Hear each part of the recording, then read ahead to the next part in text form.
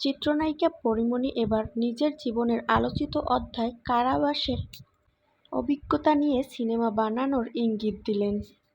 সম্প্রতি এক সাক্ষাৎকারে তিনি বলেন, জেল থেকে বের হয়ে তিনি একটি বই লিখেছেন। এই বই প্রকাশিত করবেন তার বড় ছেলে এবং পাশাপাশি তিনি সিনেমা মাধ্যমে সেই কারাবাসের চিত্র তুলে ধরতে চান।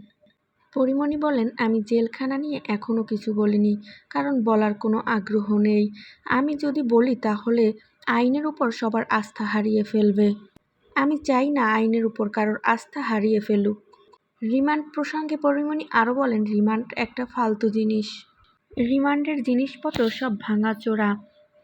মানুষকে ভয় দেখানোর জন্য বড় বড় কিছু ছবি লাগানো হয়েছে। আমি বলেছি রিমান্ডের জিনিসপত্রগুলো পরিবর্তন করতে, কারণ এগুলো মানুষ ভয় পাবে না।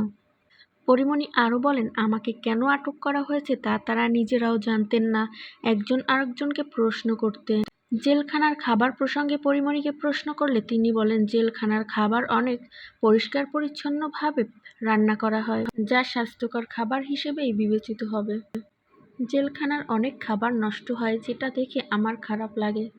প্রসঙ্গত, বছর চারেক আগে ঢাকার বনানীতে পরীমনির বাসায় অভিযান চালায় র্যাব এবং তাকে আটক করে।